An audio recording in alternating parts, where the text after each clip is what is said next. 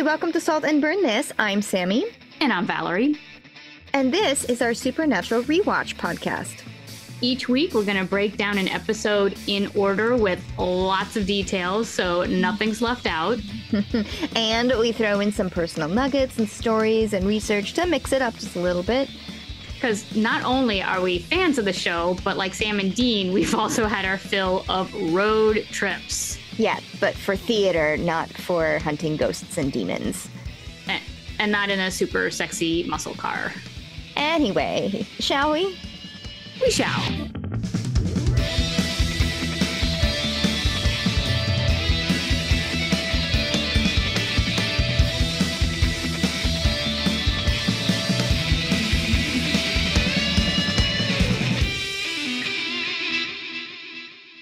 So when I first woke up this morning, I was very tired. And I was like, why? Why did I agree to do this? And I sat there in bed for a second. And then I thought about, which episode it was we're recording. Yeah. And I did the dun, dun, dun, dun, dun, dun, dun, dun, dun, dun, dun, dun. And then I sat up. I got out of bed. I was like, dun, dun, dun, dun. Let's get the dog and go outside. So I will admit, while I didn't want to get out of bed today and it's not even my day off because I still have to go into the theater, even though it's like all my calendars say company day off. I'm like, yeah, no, when Valerie writes the calendar, it's cast day off. Yeah. Not company day off.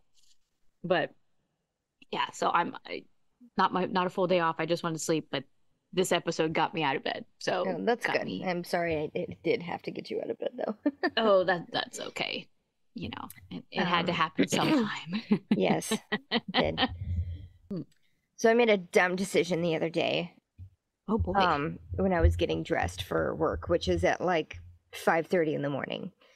How many layers did you put on? I put on enough layers. It wasn't the amount of layers, it was the kind of layers that I put on. So I decided to look nice that day because I had to go help do a presentation somewhere else. And there's this outfit thing that I've kind of been going towards as my this is what I want to wear when I want this thing. To feel nice.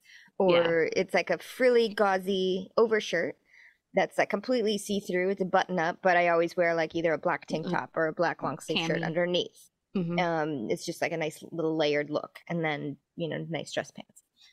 However, the underneath layer that I chose, which I've also kind of been steering towards, was a bodysuit, which are great when you're like wearing pants over them, because it doesn't like do the bunch up thing. It like stays nice and smooth on your bod.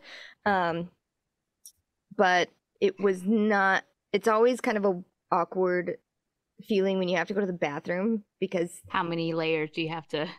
Yes, this one usually they have like snaps or something in the crotch, so you can just a gusset, so to speak. Yes, so you feel it's like a little bit like a baby onesie, but it works. You don't have to take everything off. Everything. This one was not. It was just like a seamless thing. And then when I went into the bathroom, I was like, oh no, because I had to unbutton the shirt, take that off, and then like take off the bodysuit completely like a romper. So my gosh. So you take the pants off, the shirt off, the bodysuit off. Oh no. And at home, not a big deal, but in a bathroom that's not your own. Yeah, so I was in the stall for it felt like 20 minutes, just undressing and then redressing. Did I tell you the story of I went to a wedding, but I was wearing one of those like shaper things under the bridesmaid's dress. So it was like Spanx. And I made the mistake of going to the bathroom, but I couldn't get the Spanx back on. And they like kind of rolled in this position that it wasn't like, I can just leave it. I couldn't get in or out of the Spanx. And so I'm in the bathroom and I'm kind of laughing to myself like, what do I do? And someone came in and they heard me laughing. They're like, are you okay? And I'm like, like I'm actually stuck in my underwear. So they helped me out of Oh, my that's so spanx. nice. It was nice, but it was the it's just when you finally stop struggling and look at your Yeah. circumstances, you're like, so the ridiculousness of our lives. Yeah. But I'm hoping that you didn't have to go so bad that it was like, uh-oh, I have a No, situation.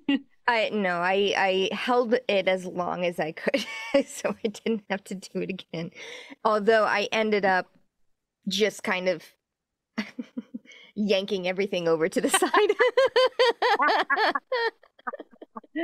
Necessity, Because I couldn't necessity, do the it. mother of I all couldn't. invention. Yeah, I'm like, fuck this. I'm not undressing yet again. I'll just deal with it if I make a mess, but I didn't because, That's amazing. That's amazing. in Well, that's what happens when you get dressed in the dark too, you know, the like what dark time and were you're you up? tired and you're like, Yeah. the only thing is like, how am I gonna look? Yep. That's Yep. the only priority that I had in mind. Oh, poor Sammy. I'm glad you I did look cute survived. though. I got many Oh, compliments on my outfit that day. well, that's good. Yeah. You have no idea. You have no idea what I went through to look this good.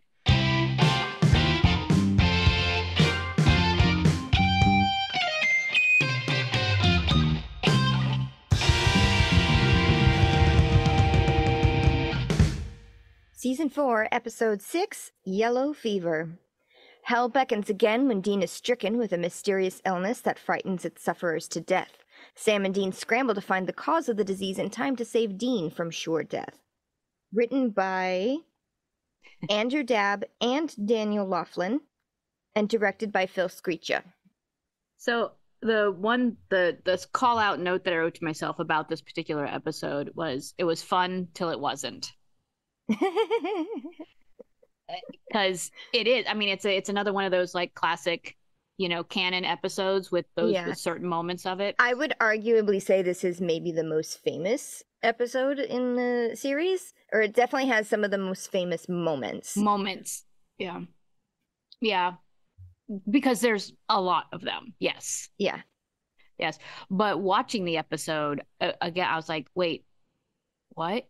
Oh, that's right. That's where this happens. And then, it's that same, the rediscovery. For me, it was a rediscovery of, I forgot how this, who the main nemesis is, who and then when it happened, when you finally are presented with them, I was like, oh, that's right.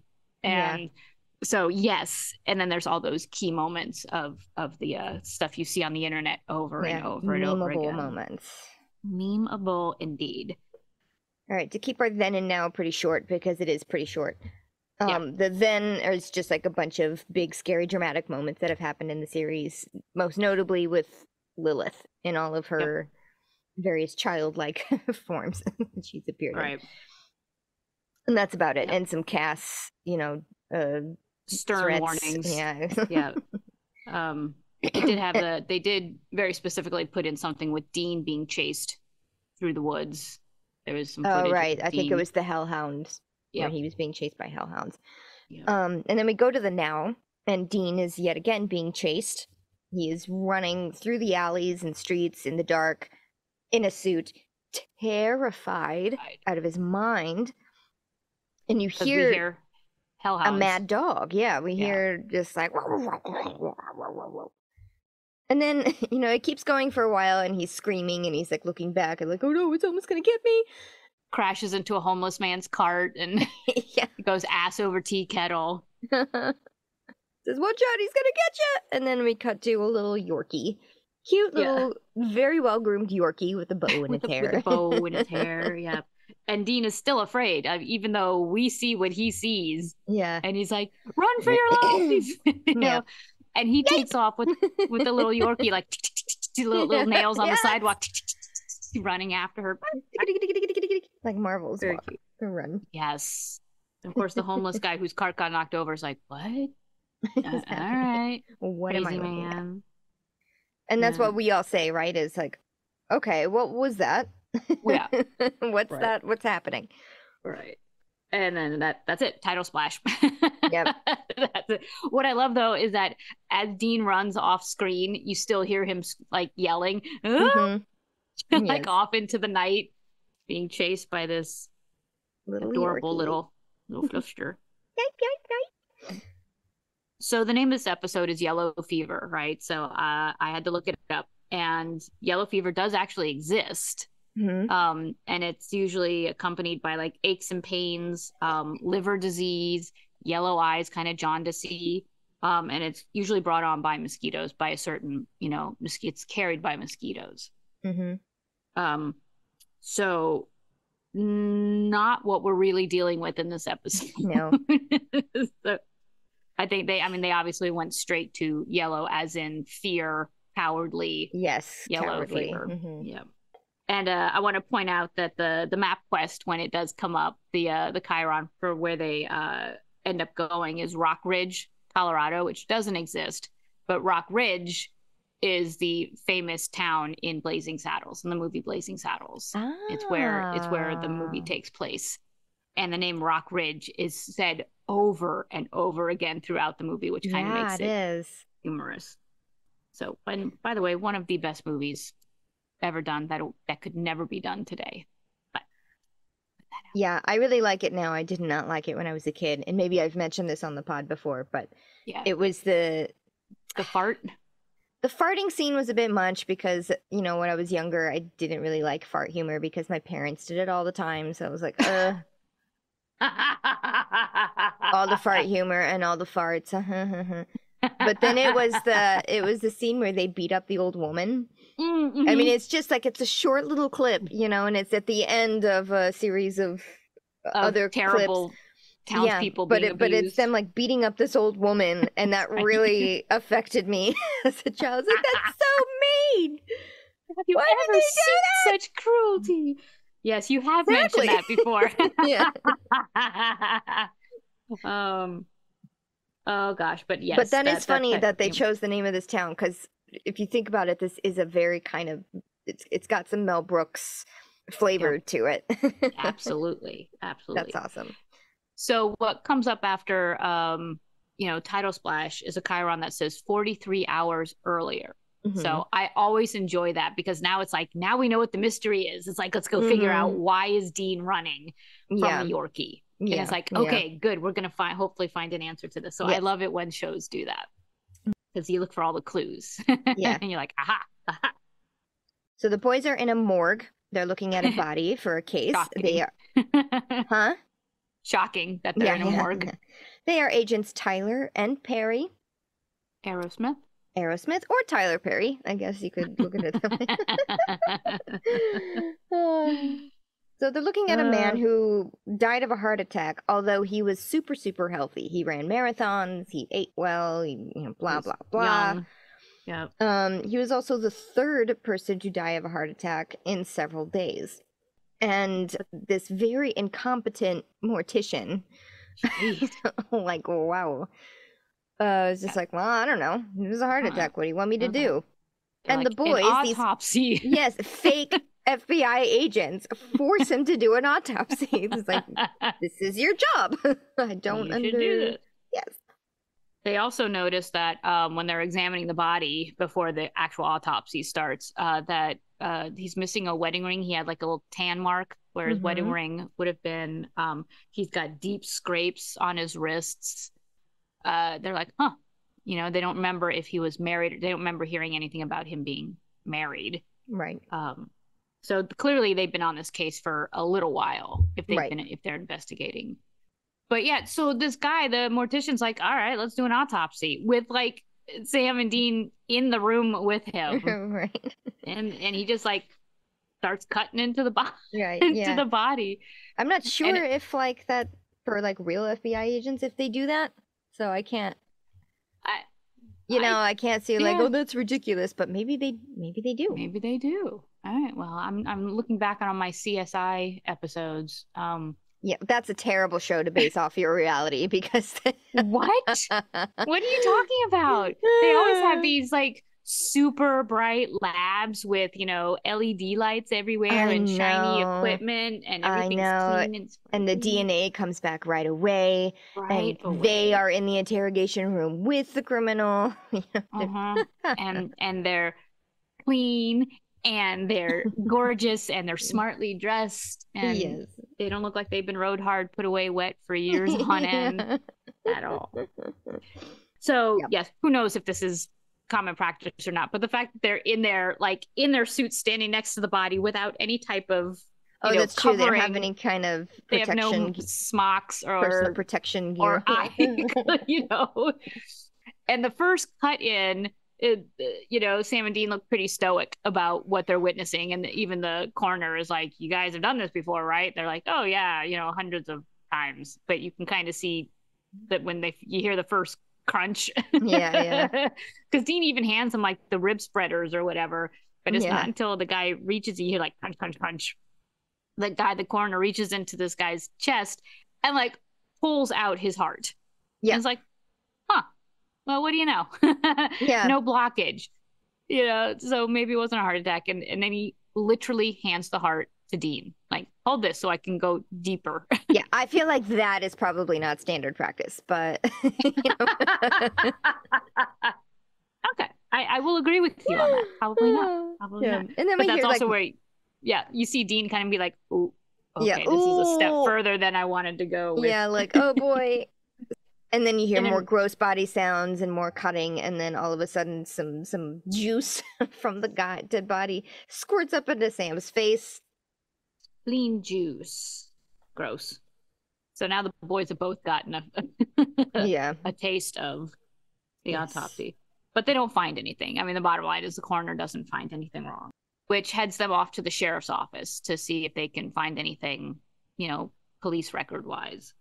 And this sheriff guy, friendly enough, but a bit of a neat freak, invites them back into the office and like makes them take off their shoes before they actually enter into his office. He's got a giant bottle of like hand sanitizer, which nowadays not uncommon at all. But in the day that this was filmed, that must have looked really awkward to have such a giant bottle of hand sanitizer on his desk. However, he does pour an obscene amount of sanitizer into his hands every time. It's like, no way could you rub all of that in. It would never soak in. It would never dry. And plus, again, the Foley guys, the audio guys, like, this like deep throating of his hands. Yes, it's gross. That's exactly what it was. It's like, okay, in New York, they had hand sanitizer made, like it was made by people in prison, which was like a huge controversy, but this hand sanitizer was everywhere, and it was in these giant like 2-gallon 3-gallon jugs, with the thing, but it was so thin, watery, that every time you like did just one pump, it was like that. It was like his, it was like, oh, what do I do with all this? What do I do with all this? That's when you turn around, you look for somebody to like share hands with, you'd either like, here, take some of my lotion. But at that time, it was just like, I don't want to share hands with anybody because I'm going to get a disease. I love seeing those when people would be really aggressive with the pump and not realize that it was going to be super thin, and then it just like sprayed all over their, well, let's just call it their pants. Yeah. It's like, son of a bitch. Everybody wants to do the right thing. Then you started seeing signs everywhere that said, just a little bit, it's very thin. Anyway, so Sheriff is a bit of a germaphobe, it looks like. Yep. But it also turns out that he was friends with Frank since high school. Yeah. And in fact, they were currently Gamecocks. Which Dean laughs at, which I giggled at. I giggle at shuttlecocks. I'm like, no, just call it a birdie, please. Otherwise, Valerie's going to be in the corner going, shuttlecock. No, everybody does it, and I don't know why words still have the word cock in it.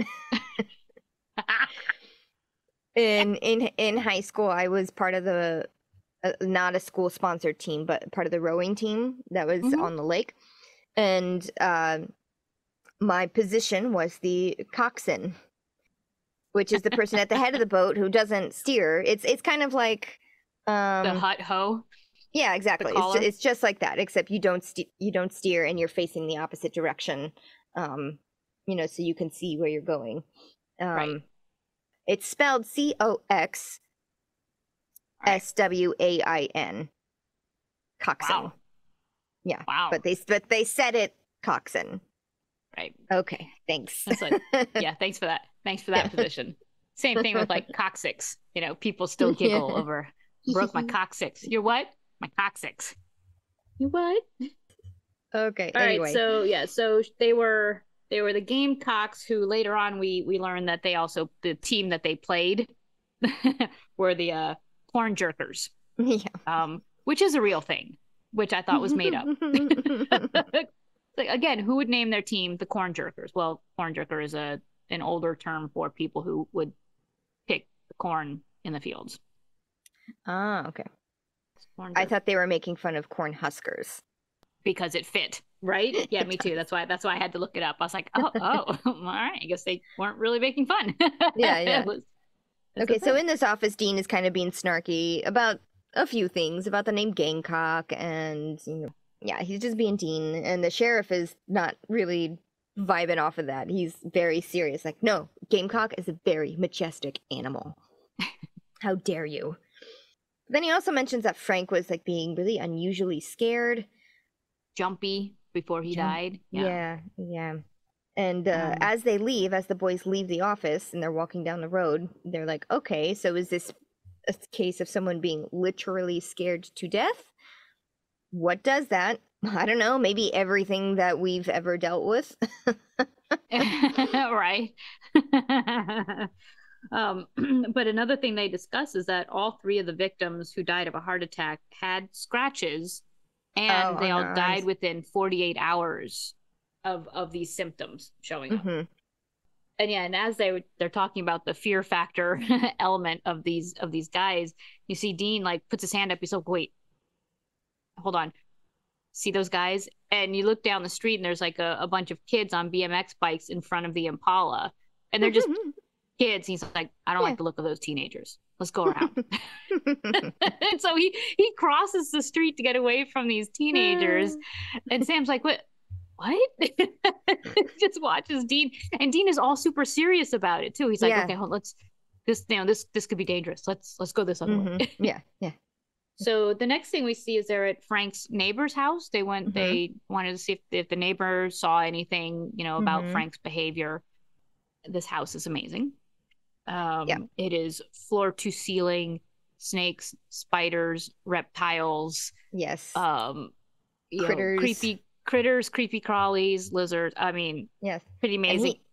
he himself is just like chilling with a snake, like Yes. draped around his shoulders. Yeah. And Sam and Dean are sitting on the couch trying not to be alarmed by their Yeah. current Like, all situation. right. But this guy actually, figures out the whole he points out the Tyler Perry. He's like, "Oh, like Aerosmith?" Yeah. Which is the second time How someone quaint. yes, this is the second time someone's outed them with their or Yeah. second or even third time that someone's outed them for their name choices. Yes. But Dean is clearly more uncomfortable about their current situation than Mm-hmm. Sam is. Yes. Um Yes. So this neighbor says that Frank had totally been freaking out like the last couple times that he saw him, particularly about that green bitch from The Wizard of Oz who was about to get him. But not only was he scared of, the Wicked Witch of the West, West. um, he was also scared of Al Qaeda, artificial sweeteners, Pez dispensers, Yes, with their heads pop backwards. ferrets. Yes. Right? So pretty much everything. Yeah. They ask him if he had any other than those, that strange behavior. They're like, well, how was that different than how he used to be? And the neighbor says, well, he had changed. And they're like, changed from what? And it turns out that in high school that Frank was a bully, was kind of a jerk to everybody. Mm-hmm. And he's like, I don't know who in this town didn't have their, butt cheeks taped together.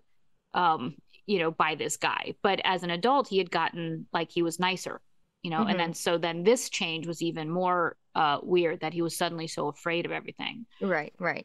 And also that limits kind of the fact that he would maybe have enemies. It's like, well, maybe 20 years ago he would have had Right. enemies, but now, But- he's kind of chilled out since then, and especially, and he does mention that his wife had died. That Frank was Right. married, but his wife had died, and he took her really hard. Yeah, but she died like 20 years ago. Mm-hmm. Which made me ask, so why like, why did he still have like a fresh ring indentation? Because You know I the got confused on the timeline. I Oh, figured it I out did. later. Oh, really? You'll have to explain that to me because I feel Okay. like there were a lot of plot points got sacrificed for humor in Yeah. this. Yeah. I figured it out, but it could just be me figuring it out for my own brain. So Okay, in a that's way that okay. made sense When for we me. get But when we get to it, please reveal to me because I was like, I don't yeah. understand Yeah, because I why wrote down, I was like, why does why after now? 20 Why is this his wife happening died now? 20 years ago, why does he have a fresh ring mark when he died? And I wrote that down, but I'll get to it. So this leads to one of the biggest memeable moments out on the internet right now, which is while what's the neighbor's I name? What's don't the think they guy's ever I ever don't think said they ever say his name. say his name? Okay. Um, but he's He hanging out with his snake, and Dean is eyeballing it, and he's he like, he hey, calls him out. It's like, "Oh, you scared of this guy? No, no, no, no. He's no, not no, no. scary. You need to watch out for Marie." Yes, this is Donnie. You need to watch out for Marie. And it's like, Yeah, uh-oh, who's Marie? yeah. And then over the back of the couch comes this beautiful, like albino, like boa It's a constrictor. yellow snake. It's a yellow snake. Oh, it's Yes. beautiful. Mm-hmm. Beautiful. And it slithers out from behind the couch over Dean's like shoulder on like and across his lap.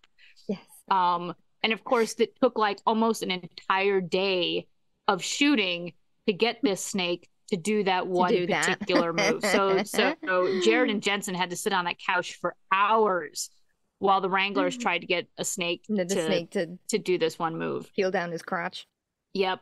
Yep. And yeah, and they're trying all the like, here boy, stuff. And then they're talking to each other like, oh, snakes don't really respond to that, do they? Yeah, yeah. Um, Did you see? I tried to find out if Jensen is actually kind of scared of snakes, like how because sometimes actors are so like put in these situations of things that they're scared of, and they have to either pretend like they're not scared of, or they have to, in this case, be comfortable with something literally like crawling on their body. For right. instance, in Friends, Lisa Kudrow is actually really scared of birds, and she had like all those scenes with the chicken and the duck. Oh my gosh. Oh my gosh. I know. Oh my God. That's hysterical. Yeah. But this reminds me, I'm trying to find the picture of it. I was on the subway once, and this guy, where is it? Yep, here it is. This guy like came on, and he just had that kind of snake, a big yellow boa constrictor wrapped around his neck. Oh my God. And he was just hanging out, just like I'm just riding the subway. He was not doing a showtime. He was he not was just doing on anything. the train with his snake. Yep. Yeah. Oh my God, that's brilliant. Yeah. And we get hassled for bringing our dogs on the train. I know. I think that he kind of derived some joy from the people who were like, nope. I'm gonna go stand over. Yeah. How to give yourself distance on a train. Travel with your own snake. Yes. Out, It was pretty out brilliant. of a. That's awesome. I forgot what he said that the snake's name was. I forgot. It was something really cute, though. That he had Fluffy. named it. Fluffy. Okay, so later, Dina's reading up on the wife while scratching the hell out of his arm, and then gets spooked by Sam, who just like comes into the car. But unfortunately, neither of them found anything. They found out that the wife committed suicide in '88, and Frank's apartment is clean. There's no evidence of any kind of supernatural thing there. No hex bags, no nothing. So, no EM. all right, I guess we'll go off to the motel. And Sam notices how slow they're going. Because Dean is going the speed limit. He's doing 20 miles an hour. And not turning left into oncoming traffic. That would be suicidal. He's like, oh no, he's turned into my mother. He's like, I'm not. But he even says, I wouldn't turn left into oncoming traffic. I'm not suicidal. And then he's like, takes a step back. And it's like, did I just say that? Yeah, yeah. And he doesn't make a left. He goes down the street. Yeah, and Sam is like, what is your problem? And then they start hearing noises, like the little EMF noises. That Sam pulls it out of his pocket it's kind of going off, but then it really turns into all lights red once he moves it towards Dean. You know, does a couple Yep. tests of like away from Back to Dean to Dean, Dean, back to over. Dean. Yep. Love Dean's reaction here of like, "Am I haunted?" I was like, I wrote down best line. Am I haunted? And he looks afraid rather than pissed, because you would think that normally Dean would be like, crap, what's happening, but he's actually like afraid that like this, it's me. Yeah. So next thing we see is Sam coming down the street, and he's got a box of donuts. And he stops in front of this like Bluebird motel. Motel. Mm-hmm. Motel. It's a very, very cutesy motel with a mural just filled with innocent imagery. You know, it's very cute. and he stops and he looks across the street because he hears music. Yeah. And you look across the street and you see the Impala and you hear Eye of the Tiger being played. And Sam walks over to the car and Dean is in the car, like laying down on the front seat, listening to Eye of the Tiger. Jamming out to Eye of the Tiger. Yeah. He's doing air drums and everything, just laying down. Yeah. And Sam startles him. It's like, dude, what are you what are you doing? Why are you out here? Hands him the donuts, and Dean is like, doesn't take he takes them, but he passes on the donuts. And then Sam's like, why are you out here in the car and not in the motel room? Yeah. And Dean says, well, it's the room's on the 4th floor, and that's kind of high. Yeah. So Dean is not only passing up on something unhealthy, but he's now afraid of heights, that something could go wrong in this 4-story. I would say motel. That the Dean passing on the donuts was maybe the biggest shock that Sam has had so far of Dean's behavior. Yes. You know, he was like, oh, whoa. That has you passed up food that has never happened before in my life. Especially. But in between, in this conversation, Sam had just gotten off the phone with Bobby, and they found out that he probably has something called ghost sickness, which is what you can be infected by the dead. You know, it's a spirit that infects you, which is, they say, is why they stopped showing bodies in living rooms, you know, after like having wakes in living rooms and moved more towards funeral homes, which I found out that wasn't true, but but they did. But homes did used to use living rooms as basically a funeral wake, and they called them death rooms, more or less. Like it wasn't called a living room. It wasn't. Room? Yeah, it wasn't called a living room. It was like either called just a parlor or parlor, jokingly the death room. But it was a room that was not really used very much, except in those cases. And sometimes houses even had a separate door for the dead to go through, because they didn't want the living them wandering the house, or like the living shouldn't go through the same door as the dead. Oh, the dead. Wow. Because houses used to have, you know, their own like little family cemetery, or at least if you had like enough money, property. Sure. Yeah. But I guess it was like the Civil War that kind of changed like how our death ritual became. A lot of dead. Yes. And anyway, at some point it was kind of fascinating. I wouldn't mind going back and doing more research. But then the funeral home became more popular, and then they said, okay, maybe we'll just start using this room, and you know, it'll be a living room. You know, because it was dead. And wow, I had no idea. So the idea that a ghost could actually infect the living, the fever that it specifically was infecting people with, was causing people to literally die of fear. So if you were infected, you had these symptoms, and then, you know, eventually everything around you would scare you to death. Yes. So you get anxious, you get scared, you get really scared, and then your heart gives out. And you pretty much have 48 hours. And Dean probably got it from Frank's corpse, who was like the first to get infected. Because they also said you can't get it just from a ghost. You know, it can pass from the living person. Yeah. So like one person is infected, the next person doesn't have to be infected by the ghost. It can be infected by the first person. So, which is frightening, because then it just goes and goes and goes. Yeah. So they theorize that Frank is like patient zero, like you just said. Mm-hmm. And they're talking about, well, Frank was on that softball team, and they were out in Maumee playing a game against the corn jerkers. Mm-hmm. This time, no laugh from Dean when they mentioned corn jerkers.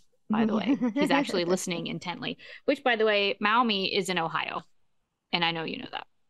But they theorize that it passed amongst the softball team, which is why those three guys all died within certain days of each other, because they were all on the same team together, or on the same game, in the same game together.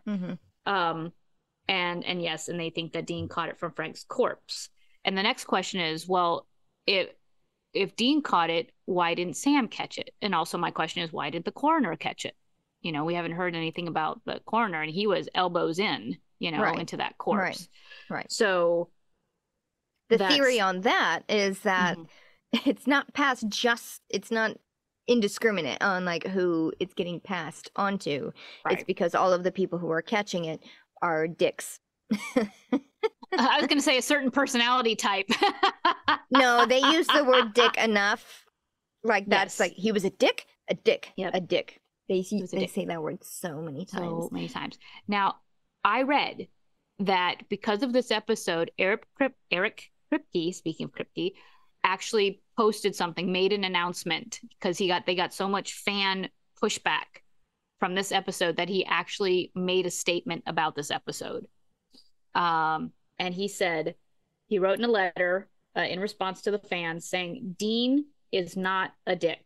He is a hero. He uses fear as a weapon, which is true. But at no point did they ever write that Dean is a dick.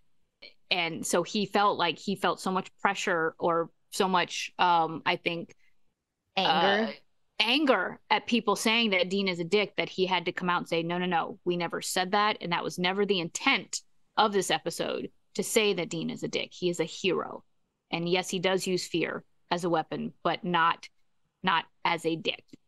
He's not a bully in that sense. Interesting, because they literally say that in the episode. Like, if you were to listen to the script that they say, I mean, they do a little dig where, Dean is like, why didn't you get it? Yeah, and Dean says, am I a dick?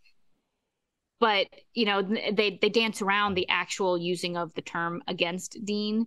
But even Sam's like, yeah, we kind of are. We scare people all of the time.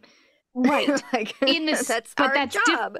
That's their job. That's what I'm saying, is people, I don't think were listening, because if you listened to the words that were coming out of Sam's mouth, he said exactly what you just said that Eric Kripke said in his statement.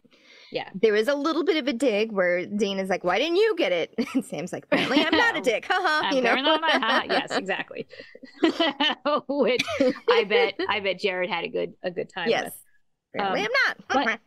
but I thought that was fascinating that Eric felt so strongly that he had to actually make a statement about that. And because I was kind of the same, I have a soft spot for Dean, so I always he is always 99% of the time the hero for me. And sometimes being the hero means you have to do things that you don't want to do. So, but the solution to all of this is kill the ghost. As always, kill the ghost, and then you stop the sickness. Yes, but who is the ghost? That's still who are we looking for? You know? Exactly. So in their new first floor room of the motel, Dean is alone. He's trying to study in a very twisted looking book. Right. But he's getting distracted by the sunburst clock ticking and ticking, in beat with his heart beating. He's seeing things in the book. He's seeing words that aren't there, but there are these gruesome images of sketches of people vomiting blood, and then the words start coming out like, you're going to have a horrible death, you're dying again. You're a loser. You're gonna cry, baby. It's like very taunting. Bullying him. The book is bullying him, and it's all about crybabies and gonna go tell your mommy. And that sound of the clock is like tick, tick, tick, tick, tick, tick, in rhythm with his heart. That's funny because when I was watching this, I was in a room that there's a cuckoo clock. Ticking clock. Yes. It's very Telltale Heart. In fact, that comes up again later. I was like, oh my gosh, this is 100% the Telltale Heart. Yeah. So the next scene we see is the Starburst clock smashed on the ground. Yeah, ground. Sam walks. He opens the door to a smashed Sunburst clock on the ground. Yep. And Dean just drinking a beer, and he's like, "You okay?" Yep. Doesn't say anything. Oh, because Sam went off to see. They thought that their first thought was the wife was the ghost, the woman who killed herself was the ghost. He comes back with the information that unfortunately Jesse's body was cremated, so it's not her. It's not her. And Dean, after hearing this news, starts coughing and choking. And I thought he had like choked on his beer, but he starts coughing uncontrollably, like coughing, and runs to the sink and ends up coughing up like this thing. Mm-hmm. And it turns out it's a wood chip, and it's a substantial size wood chip. Yeah. And they're like, a clue. Yes. And that's when Sam takes a step back. Yes, exactly. Sam's like, oh my God, it's you. We should be looking at whatever you're going through, because what the hell? Yeah. And this leads to another outtake. In this moment, well, first of all, before the outtake, Dean says, I don't want to be a clue, in the same tone as, am I haunted? I don't want to be a clue. But in this outtake, as a performer, a lot of the times it's all about your desired delivery of a line that'll shape the scene. Mm-hmm. And so in this, the way we see it, Jensen has this wood chip and he's like, what is this? It's a wood chip, and in the outtakes, you hear the director saying, now say it like this. Now say it like this. Mm-hmm. And so there's a series of Jensen going, wood chip. Now say it again. Wood chip. Now say it like you love it. Wood chip. and I was like, I just love moments like that. It's like find the pattern, find the way you're gonna deliver this line, and say it again. Wood chip. And Dean finally says, well, that's weird. And it's like his fear is natural now. He's like, he's not even fighting the fear anymore. It's just out there. All right. So next, the boys head to a nearby, I guess it's a wood mill, to check things out. But Dean is just too scared to go in. Spooky, isn't it? Yes, it's spooky. Because it's this rusted out, sawmill. It just looks like it's going to be tetanus. Yes, but they're also in broad daylight. It's not like it's in the middle of the night and there's like creaking sounds. It's like it's an abandoned mill, hasn't been touched in a very long time. He's convinced both by Sam and his flask of probably whiskey, to give him the liquid courage to go in. But not with a gun, because that could go off. Yep.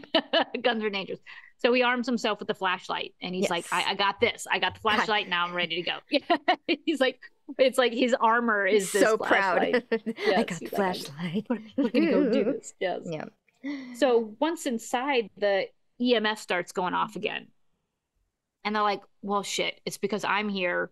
We can't use the EMF. And it's like, well, shit, Yeah.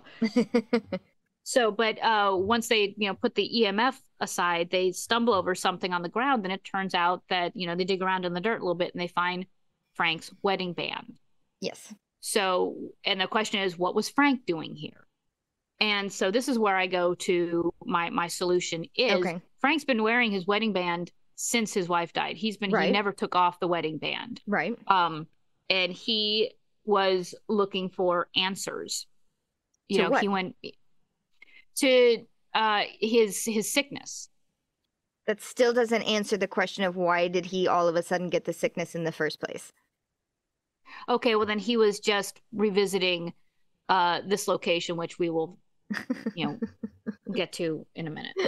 Okay. Yes, I know. I made sense in my own brain. No, I also thought he'd been wearing the wedding ring the entire time and just most recently lost it at the mill. But then it was like, Right. what is he doing at the Like I figured he caught now. the sickness at the mill like just now, but why did he go back there? All of a sudden 20 years later? And I don't, unless you caught it, and I did rewind a few scenes, I don't think they ever explained they that. Don't. I even looked for like a deleted scene. That there's nothing. There's one deleted scene of what we just saw of more ticking clocks in the hotel room. It just like shows a different clock and a different clock, and they're all ticking at the same time. A very boring deleted scene. Right. It's like, yes, we get it. Time is ticking. Yeah, we get it. Dean's 48 hours is ticking away. No, because why did he go back there then? When I was first watching this, I got confused because I was like, his ring was there for 20 years is what I was thinking, which is why I was like, well, then why does he still have a mark on his hand when he's dead now? I thought he lost the ring 20 years ago when he went there to do the things that he did. Yeah. Which is why I went in the circle of what? Yeah. So damn you, Supernatural. That's a gaping plot hole right there. It really is. Moving on. Yes. We're coming across, I would say, maybe the most famous scene. Yes. I see this way more than the snake one or any other one. There was a famous outtake scene from the previous episode that we forgot to mention. It's when the two boys, I did? I forgot an outtake? Yeah. Oh, Valerie. It's at least a GIF that I see all of the time, and it's in black and white, so I assume it's from the previous episode. And it looks like it's from when they're talking to the chick about the werewolf, like with the giant, like, yes, it's when the boys like have huge gaping mouths and they just like look at each other like, oh my God, I can't believe it. But it's just like the widest you can open your mouth. They're just like looking at each other. I think I didn't mention because I used it in all of my social media posting. Oh. I used it in all of the like GIFs even on YouTube. Yes. Yes. This coming up is they're walking through the mill. They hear a soft rumbling. They come into a locker room. The sound is coming from a locker. So then they prep to open it. You know, Sam's got his gun at the ready. He mouths quietly like, on three. One, two, three. Opens up the locker and a cat jumps out. However, Dean is so scared. He just screams the most ridiculously long, loud, high-pitched scream, again with his mouth open as wide as you could possibly open a mouth. And screams long enough to like breathe and scream more. And then when he's done, he's like, that was scary. Yeah. Not ashamed that he just like basically wet himself screaming. And Sam's just standing there the whole time while Dean is screaming. Like, are you done? Oh my God. It was a cat. What are you doing? Yeah. And of course the meme on the internet is that, and also an outtake of Jensen screaming for even longer. Yes. Even longer, and then leaping into Jared's arms. Yes. Which Jared was not expecting. No, I'm sure. Yeah, I saw an interview where he's just like, for that one, Phil just told me to scream as loud as I could possibly go, and long, just let it go, you know. Just so go. Then he starts jumping around, going like, you know. So Sam's like, done with this. So Sam leaves to go. He's like, all right, there's nothing in this room. I need to continue. And Dean's left in the locker room. And then he's like, wait, wait for me. Don't leave me behind. Don't leave me. Whimper. And so now they've found their way into an office, and like an office room that's just been destroyed along with like the rest of the mill. It's just, there's papers everywhere. There's file cabinets. Dean goes to he finds all these sketches, all these like charcoal drawings and sketches and stuff, and it turns out it's pictures of a woman. Yes. So he finds the sketches. Sam finds an old work ID badge, that has a photo and name of Luther Garland. So they see these pictures, they accidentally tear it when they're like trying to pick it up and look Pick at it up it. out of this trash, yeah. And it's Frank's wife. Oh yeah, because like Dean pulls out like his old research and was like, wait, I recognize this woman. It's Jessie. It's Frank's wife. Jessie, yeah. And once you're right. They tear the paper, then the machinery in the mill just starts running all of a sudden. Yeah, like the conveyor belts start moving, the saws start spinning. And that can never be a good thing. Nope. And Dean, like, because they both stop what they're doing, and Dean sees, as he's looking around the room at all this noise, he sees a figure in the corner of the room. And Sam doesn't see it yet until he sees Dean looking in the corner. Yeah, I know. Like Dean doesn't say like, "Oh, look behind you." Look. Yeah, he's, like, he's just frozen in fear. Yeah. And Sam notices this, turns around, and then also sees the figure. Now, I went back and I watched this a couple of times because on the first take, I didn't see anything. I was like, was there anybody actually standing there, or did they just put him in there for that second take for us to see? He was there. The figure was there in both takes. Ooh. And I just went, oh, because it's not just a figure in the corner, it's a figure standing looking in the corner. He's got his back towards Sam and Dean. He's standing in the corner as if being punished, you know, and it's this big hulking figure in like coveralls, you know, like overalls, and not moving until Sam looks at him and the figure turns. And I was like, yeah, classic horror movie, you know, just like the end of Blair Witch Project, where you know, there's a figure standing in the corner of Blair at the end of the movie. And I was like, oh, no. So I brilliant. I loved it. I was scared. It scared me. It was brilliant. I loved it. And when Sam finally does see it, he's like, hey, Sam says something. Hey. And the figure turns and starts to walk towards them. And Sam turns around to see Dean gone. Like Dean is out the door, literally fleeing, leaving Sam to fend for himself against. Yeah, he sees basically like a cloud of dust because he's like took off so fast and swinging double doors, and Dean's like, nope. It's like if there had been a wall there would have been like a Dean-sized cutout hole in the wall. Yes, exactly. So the figure turns, and it's like this big guy, kind of looking like a janitor, maybe, you know, in his work clothes. And it starts to walk towards Sam. It lunges, like it's now going to go for Sam. It's not just like walking. It's like, and Sam has his shotgun of rock salt and shoots it, and it disappears. So the ghost is gone, and so is Dean. Yes. In fact, Dean is by the car drinking more whiskey to calm his nerves. Yeah. He's hiding behind the car. Yes. He's not just by the car. He is squatting down. Crouched down behind the car, drinking for his life. And the music changes here. So it's gone from like kind of the fun, goofy, you know, Dean running away music to it's now that supernatural, serious, like metallic, you know, creepy music. So it starts to get dark here. This is where I said this episode is fun until it wasn't. And it starts to, the message starts to change here. It starts to get dark. So they're back at the sheriff's office. Yes. Because now they have I was like, okay, now we know who our ghost is. So we got to dig into this guy. Yeah. Why is he a ghost? Yeah. I love that, like, the sheriff's office has like a big mural of horses on the wall. Total, again, call out to Blazing Saddles. But and Dean is kind of drunk. No, he's not. He's quotations not drunk, because the cute young deputy is like, is he drunk? Nope. But he's slightly swaying, you know. He's just in that he's trying to hold it together. He's giving a thumbs up, and he's like, all good, good. Yep. And you're awesome. Yep. Does a Dean, you're awesome. Another totally memed moment is, you're awesome. You're awesome. Yep.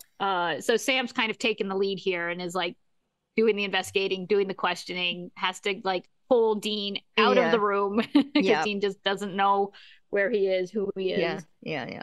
So Um, anyway, the young deputy gives them a folder on Luther Garland. mhm. Sam tries to ask him questions like, "What he died by trauma? What does that mean?" Yeah. I don't Can know. we I'm 18 years old. You know. Yeah, and well, can we talk to the sheriff? And the deputy's like, well, he's not here, so he stepped out. He's not here. So gives him the file, and Sam and Dean leave. And then we hear the intercom buzz, and it's the sheriff. Like, who is that? What did they want? So it turns out the sheriff is there. Mm-hmm. But cut to him in his office, and he is like Brillo padding Yeah. his wrists. His wrists are just a bloody mess, and he is just clawing, Yeah. and I mean, just tearing the flesh off of his body. But he's still like, well, what do they want? What's going on? Mhm. And when he stops talking to the deputy, you can hear that heartbeat sound that Dean was hearing, the heartbeat, Mhm. heartbeat. And he's kind of looking around the room while he's scratching. He's like, they know what you did. The voices in his head, something's telling him they know what you did. It's like, Yeah. ooh, okay. What did the sheriff do? Why does the Yeah. sheriff have this fever? Um, Clearly the hand sanitizer not helping against yellow ghost fever. Nope. He's also he's seeing like visions of himself in like the reflection of his in, like a trophy case or something. Is And that that what he was seeing? yeah, he was seeing reflections of himself saying they know what you did. They're That's after what that you. was. They found Oh, out that kind of stuff. okay. Okay.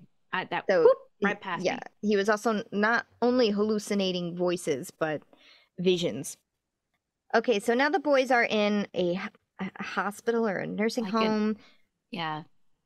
I wrote down asylum, but it's not an asylum. I think it's just No, an old folks yeah, home. I don't know. It was hard to kind of tell what it was or even why the guy that they're going to talk to is there. There. Yeah. But anyway, Dean is like almost too scared to go through with it In disguise, in right? disguise because like these badges are fake. Everyone, why Everyone just would kind of, why would who people who do would this? Why do would they carry a fake badge? a fake badge? And Sam has to like settle him down. Sam's like, look, we can do this. It's okay. No one's gonna say anything. But we have to go do this. Yep. And Dean's like, okay, okay, okay. But he can't. Yep. He Nope. can't. So they go to see Luther's brother, Yeah. is who they're there to see. And he seems like a pretty competent guy. I mean, Mm-hmm. he's just like, all right, well, you want to talk to me? You say your feds, show me your badges. Mm-hmm. So Sam's like, here you go, here's my badge. And then Dina's like, well, here's my badge. It's not fake. It's definitely why would real. anybody do that? Why would anybody pretend to be their FBI when they're not? And he goes on and on. I know. On. I felt like that, Bugs Bunny, I think it's Yosemite Sam who's like, shut up, shutting up already. I don't keep talking when someone's told me to stop talking. I know when to stop talking.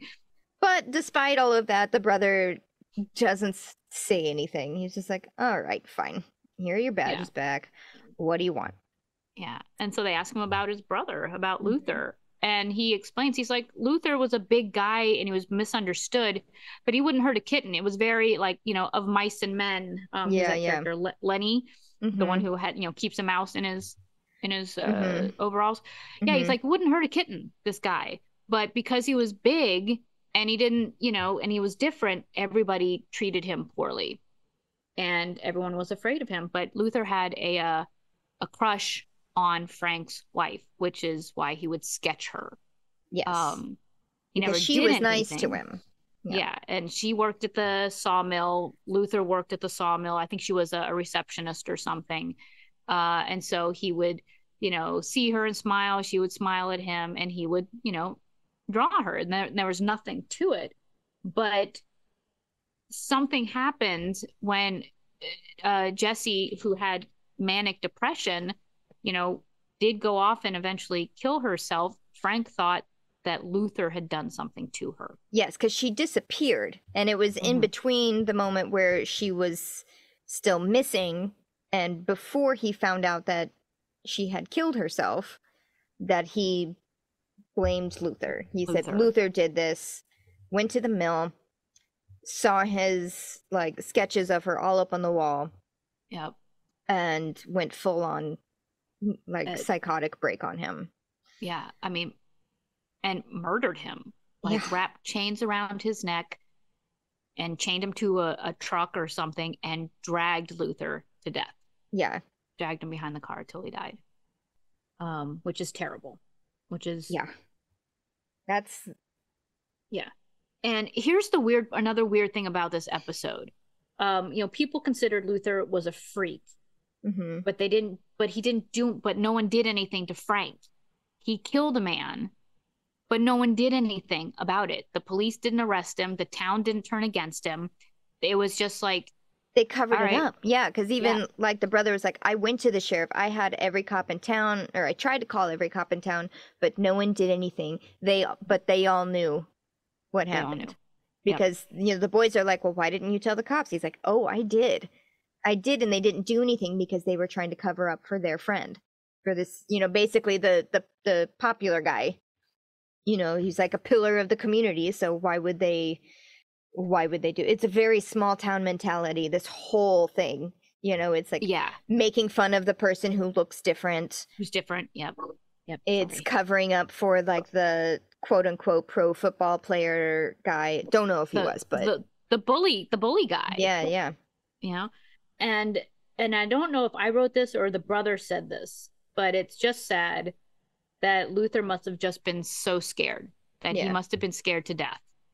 And I don't know if I wrote that or the brother said that, but I think it was said in the episode. It was said from because I felt that as well. I was like, this is heartbreaking. Yeah. But so Sam and Dean leave the brother. Well, I want to just spend a little bit more time on the brother because, they're like, wow, you really must have hated Frank. And the brother was like, I did for a long time. But you know what? He was also terrified. He thought something happened to his wife. And, that's what fear does. It makes you do stupid things and it spreads and spreads. And he said it with this kind of smirk. They never say this, they never allude to it, but it made me think, it's like, did the brother have anything to do with this? Like, did he somehow sick Luther's spirit onto Frank? Still, I don't know why 20 years later it happened, because he kind of looks at Dean a little bit. He's like, that's the thing about fear, is it spreads and spreads. They never allude to it. They never say anything else about him. Like, once they leave this home, they never talk about Luther's brother again. Right. But that's interesting. I didn't take this. I didn't see the smirk, or it didn't indicate to me. So that's interesting. I mean, again, maybe I was just like looking for a reason as to, like, why is this happening now? I don't understand. But I mean, those subtle, but that's sometimes, the subtlety is what solves the mystery, So yeah, because why? Well, okay. I was going to say, why did the ghost do this? But at the same time, if he was, literally scared to death, maybe it was just a natural incarnation of his murder. Yeah. Maybe the brother didn't have anything to do with it, but maybe the brother knows. Yeah. Like, and, so maybe that's part of it. Supernatural. Do better. Do better with your writing. Go back, rewrite this episode, please. Yep. So anyway, then they're like, oh, okay, now these clues are making sense. Okay, the arm scratches are road rash. The wood chips are, he probably swallowed them while being dragged on the dragged to pieces. It's really a terrible way to die and to kill somebody. But, that's going to make it really difficult to salt and burn this body, because the body is going to be everywhere on that road. And again, 20 years ago. Yeah. So in the meantime, while discussing how do we get ourselves out of the situation, Dean is going further and further down the fear rabbit hole of, who does this? Like, why are we discussing this? Who hunts ghosts? And Sam's like, well, we do. And he's like, this sucks. This is just weird. Yeah, other people run away from things that try to kill them or eat them, but we run towards them. We're crazy people. Yeah. And what's funny is that Dean now, like the hero in him is gone. The Yeah, putting himself in completely. danger to save other people, the hero is gone. And all he has now is fear. And he's like, and I can't, and so he can't do it. He can't face any of this fear. So he literally throws his hands up and walks away. He's like, done, Yeah. I can't, done doing this. Quit. And leaves Sam to be like, well, Yeah, it's like, well, you just called me gassy and then you're gonna go. right. He does break into all the things that are wrong about being a hunter, and it's not just facing Yes. fear. It's The long both of hours them in the together. car. Yeah. Yes. Like, I'm annoying, you're gassy, I quit. Yes. I did feel like that was maybe an ad lib because I saw Jared almost crack. Yes. And of course, we all know that Jared is gassy Yes. from all of the outtakes of him just farting in the car and gassing them out to the point where they can't do any takes.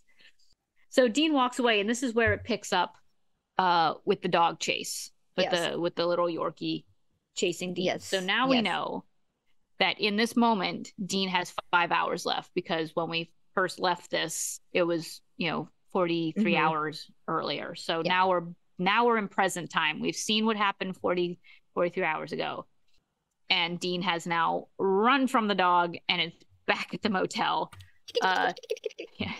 Sam has been looking for Dean, so clearly he's been out there for a while. Sam has come back to the motel and finds Dean slightly out of breath from escaping the Yorkie, and sits down with Dean to kind of figure out where we go from here. And Dean is saying, I'm afraid, and Sam's like, yeah, you should be, because you're going back to hell. Yeah. And then you start to hear the heartbeat again. You start to hear the heartbeat. And not only does Sam say you're going back to hell, he's like, it's about damn time. Yeah. Like, Sam turns uncaring Evil. and mean. Yep. And so Dean's fears are that Sam is willingly and ready to become, the dark side Sam. Yeah, dark side Sam. Yeah. And that he wants Dean to go back to hell. Like, he wants him to go back to hell. Yeah. Real Sam is able to break through the hallucination. Yes, but the hallucination that Dean sees is Sam demon blasting him to the wall, with his mind. He's got his powers back. He's like, boom, I'm demon blasting you to the wall. And then he sees a flash of yellow in Sam's eyes, as in yellow-eyed demon guy, Azazel. Then Sam's just like, I want to be this. I'm so glad that I'm becoming this. Then he feels Sam choking him, and then when he comes to, he's shaking him like against the wall. He's like, hey, snap out of it. Wow. Way to go, Valerie, for leaving out some pretty high drama moments in your note taking. So turns out it was an illusion. Phew, thank God. Phew. Cut to Bobby showing up to the rescue. Thank God. We see Bobby. It's been so long. I know. I was like, Bobby! Bobby! Bobby meets Sam at the woodmill. Dean is homesick because I think it's just better if Dean is not a part of this. He's watching a very scary episode of Gumby. Gumby and Pokey. What? But Pokey's being lassoed, dragged by a truck. And dragged by a truck. And Dean's like, oh, maybe I shouldn't be watching this. But of course, luckily, Gumby's on wheels, or Pokey's on wheels, so it's okay. Yeah. But yeah, so Bobby shows up, and he's been doing his own research, and turns out that this ghost, the yellow fever, has like Japanese origins. Yes, so he has a Japanese book on like spirits and lore, and the closest thing that he could find in this book is called a buruburu, because he could speak Japanese. Of course, Bobby can speak Japanese. However, Jim Beaver actually can speak a little bit of Japanese. Yes, I know. He's so smart. He even is like, no, I really like languages. I'm not fluent in any of them, but I've studied a few. He can kind of speak German, Italian, French, Spanish, and Japanese. Yeah. Oh. I mean, I don't know how, like, he even admits it's like not fluent, I know German the best out of like all of those languages, but not fluent by any means. And I saw an interview of him like kind of talking about it.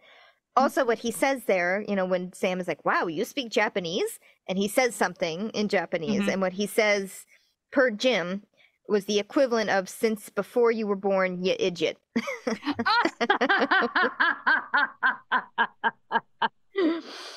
Wow. I wonder what the Japanese, interpretation of idiot. Yeah, idiot is. I know.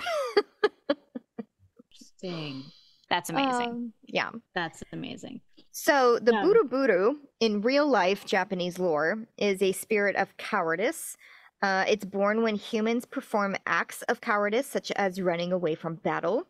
They possess people by clinging to their shirt collars and touching the back of their necks. So that's what makes your hair stand on end, sends shivers. And they also said in this piece that I read, it's onomatopoeic, which is supposed to sound like shivering, like buru buru buru buru, which I love onomatopoeic words. I love onomatopoeia. I love the word onomatopoeia. Yes, I do too. Hey, I didn't go that deep. Good for you. But the way to kill a buru buru is your standard salting and burning of the corpse, or scaring the spirit to death. Yep. Kill it with fear. And Sam and Bobby obviously take a little time and come up with a plan, and then they look at each other and they're like, this is not a good plan. No. This is not a good plan. They do tell Dean. They call Dean and say, hey, don't worry. We're on it. We got a great plan. We got a great plan. You'll be fine. Yeah. Go back to watching Gumby and Pokey. Yeah. But they're like, this is not a good plan. Terrible idea. So back in the motel, Dean, watching TV, decides to turn off the TV, and he starts to hear, though, that off in the distance hellhound barking. And then the door of the motel starts rattling the way it does when the hellhounds start leaping and charging at the door.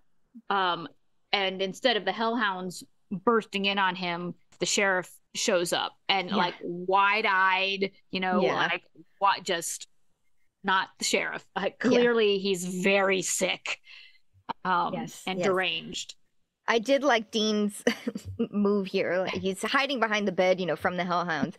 But then once he realizes it's the sheriff, he just like sits straight up. It's kind of like it was kind of dog-like, like when a dog like perks up and hears a word that they like, or like, you want to go for a walk?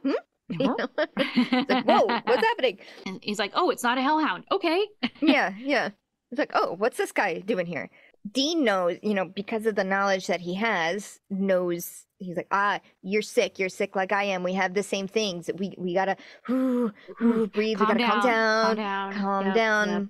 But the sheriff is like, I knew, and I didn't do anything about Frank, and so Dean's what? It's like, what? What? It's like, dude, it's okay. Calm down. Yeah. I didn't do anything. And I'm like, again, the sheriff's connection to this is like, what? Okay. And he proceeds to, in the sheriff's delusion, is there to kill Dean. So he starts beating up on Dean. Again, why? Maybe it's because he thinks Dean's gonna tell his secret, but I think that's what it was. I think that's what it was. Like, his biggest fear is someone's going to find out that I covered up this horrible crime for this guy. These guys know that's why they're looking into Luther. Because I know that Frank killed Luther, so I got to get rid of these guys so they don't know that I know that Frank killed Luther. Right, because then I'm going down. They don't know that we know that they know. Exactly. So that's why he's like, so what? Frank was a good guy. He made one mistake, and I covered one mistake. One mistake that but anyway, definitely thought about this. So, but during all of this, Dean is now hallucinating that the sheriff has demon eyes. He's got those black demon eyes. So Dean's fighting his own battles while trying to help snap the sheriff out of this manic hallucination. He doesn't know what the sheriff is seeing, but he's like, calm down. And the sheriff ends up literally working himself into a heart attack and dies. Yeah, he dies. Dean can't save him. Yeah, like right in front of Dean, and Dean's like, oh boy. because that signifies two things. A, he just like watched somebody like die before his very eyes, which in the Yes. state of mind he's in right now would be like very, very scary. And B, he's like, shit, if his time is up now, that means I'm very close behind. Close. Yep. So, meanwhile, Sam is at the mill. He's walked in with his rock salt gun. There's a clip of Luther watching him from a window, like from afar. Which, again, super creepy. Yes. You know, perfect scary movie stuff. Yes. So Sam's walking around and on like walkie-talkie or phone or whatever. You know, Bobby's like, where is he? And Sam's like, I don't know. He showed right up, but maybe he's, I did shoot him last time, so maybe he's scared of this gun that I'm holding. Right. So he puts it down. Maybe I need to make him angry. Yeah. And proceeds to tear up all of his drawings of Jesse. And poof. That did it. Appears. The mill starts up and out comes Luther and he's pissed. Yeah. And then he's pissed and then attacks Sam and then they rumble for a while. Yep. Meanwhile, back at the hotel, Dean is like scratching. Yes. He's hearing voices. He's hearing the dogs. He picks up a Bible for protection. He's like, okay. Yeah. Deliver me.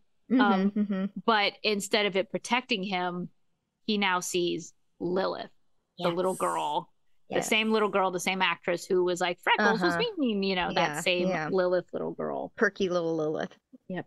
And she hugs him. She's like, yeah. And she's like, okay, it's time to go back. You do remember, right? And she's like, remember the time we had in hell? And that goes all the way back to, does Dean remember hell? Yeah. Does he remember his time in hell? Because there's been flashes of things, and we always ask, are those just flashes? Or does he remember every minute of his time in hell? Yeah. And she's like, 40 days is like 40 years. So you were down there for a long time. Yeah. Which there's that 40 years for the number 40 is very biblical. Yeah. Well, this 4 months is more like 40 years, which I had my first watch through ever of this. I had missed it. I had missed her saying that. I had missed him even because late in a couple episodes later, he does say that. And I missed it. And so for a while, like throughout towards even the end of the season, I was like, no. He said it was like 4 days or something, 40 days, I heard something different. Right. And Monkey was like, no, you are wrong. He said it was 40 years. And I was like, no way. So we had to like rewind, go back. And he was obviously right. Yes. Thank you, Monkey. I know. I was wrong. Okay. But then it was like, oh, that changes my perspective on a lot of things. Because it was like for a while I was seeing it through this vision of like, he felt like he was not down there very long. Right. Oh, whoops. Complete opposite. Yeah. Right. And does he remember all 40 years of it? Yeah. So she's sitting there saying like, no, you remember every little bit of it and don't remember how much fun we had down there. And Dean asks Lilith, why did I get infected? Yeah. Why was it me? And Lilith says, you know why. You know why. Listen to your head or listen to your heart. And at that moment, we hear the ba-booms, ba-booms. And Lilith starts saying, actually says, ba-boom, ba-boom, ba-boom. Yes. And she progresses to get louder and faster and more intense with her ba-boom, ba-boom, ba-boom, ba-boom. It's almost like she's willing his heart to ba-boom itself to death. Yes. Yep. While that's happening, back at the mill, Sam is getting the crap beaten out of him by Luther. But he takes a moment to like he got thrown down in the dirt and he's getting punched and stuff like that. He grabs while he's down there, grabs a length of chain, wraps it around Luther's neck and yells to Bobby like, punch it or gun it or and Bobby's outside in the Impala and throws the throttle down and the Impala takes off, and the chain goes from slack to loose, and Luther's ghost is now yanked and dragged down the road. And so we see this guy's body, he's alive, being dragged by his neck behind the Impala, and Sam is saying, faster. Like, keep going, faster. And this was horrifying for me. Yeah. I know they had to kill the ghost, but seeing this and the ghost isn't struggling as in, he's a man in fear. He's literally being dragged to death again. Again. And I was horrified by this. I was horrified by this plan and by us having to watch this. I wrote that was fucking brutal to watch. Because eventually he does die and the spirit breaks apart and, smokes away. And all that's left are the dragging chains.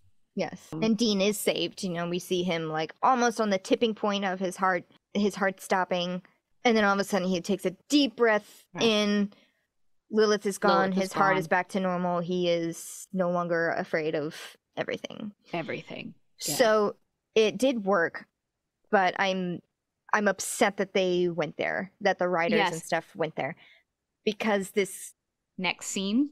In the next scene they even say, like, oh yeah, that was brutal, but at least it worked. So I did not like this. I did not like the way this next scene was written, because they're basically congratulating each other on like job well done type of thing. And not taking into consideration the seriousness of the darkness of what they just did.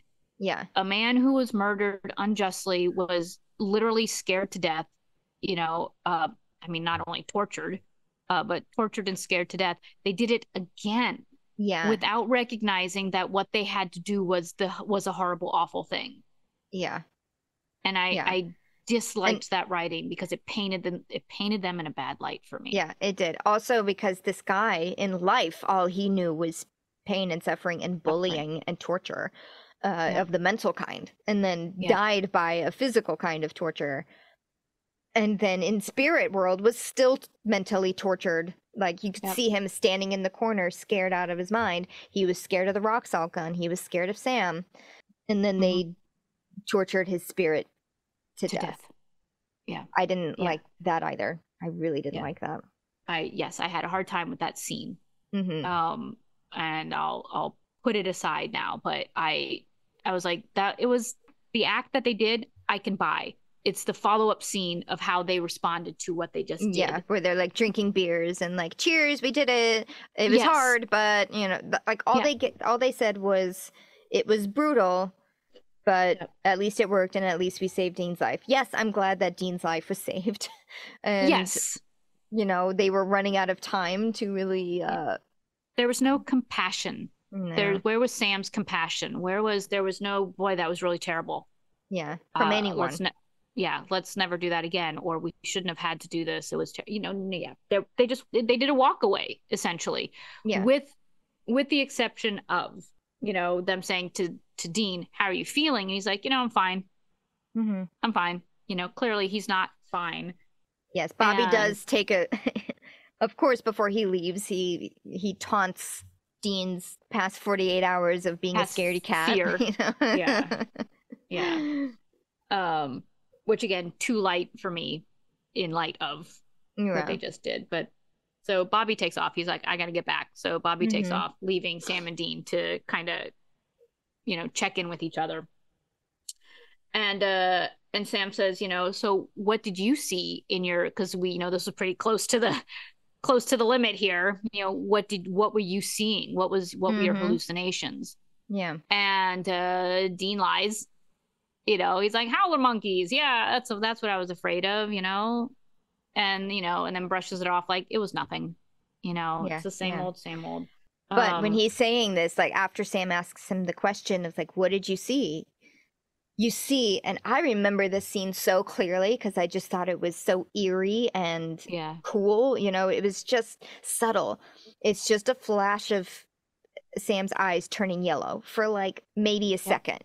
Yeah, it was like a reflection of gold. Yeah. But it was just so because Sam is just standing there. Obviously, it was like CGI or whatever. Right. But she's like, "What'd you see? Like, I really want to know. I'm curious." Flash, flash. Yep. Yeah. And it wasn't like, blink, blink. It was his eyes were No. still open and they just Yeah, went yeah, yeah. yellow, normal, Yep. yellow, normal. Yep.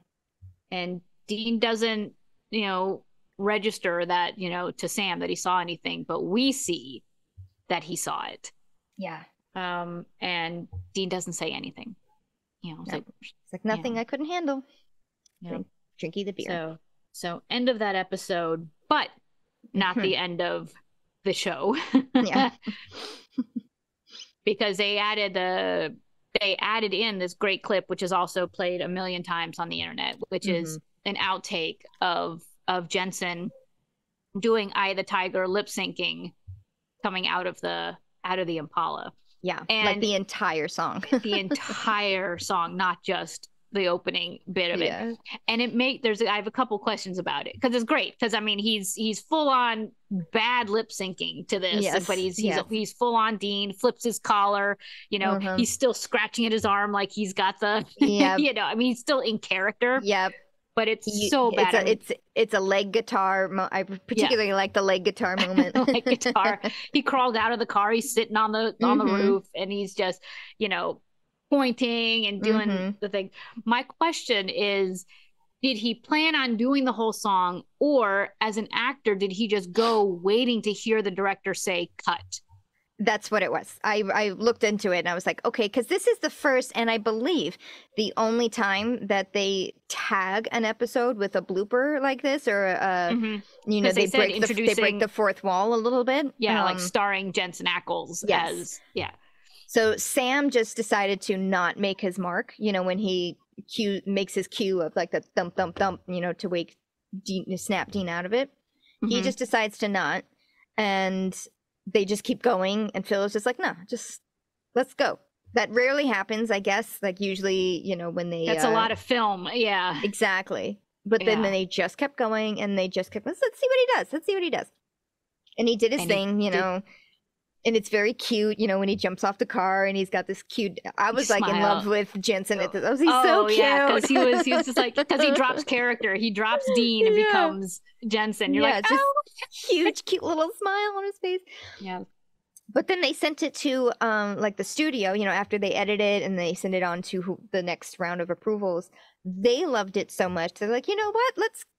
Let's make this a part of the episode. Yeah, let's share it, and we'll air it, and it won't just be on the blooper reel that we do at the end of the season and put on the DVDs and all of that. So so yes, it was, as far as I know and as far as what I could read, was just let's see what happens. They just let him go, and then it was magic. So because I mean, I do love it. There's the discomfort of a lot of performers when the director doesn't say cut when you think they're going to say cut, but you have to keep going. Yeah. Because that's what you do. You go until the director says cut. And I just wondered, he must have been like, now? He's going to let me keep going. So I think which is awesome.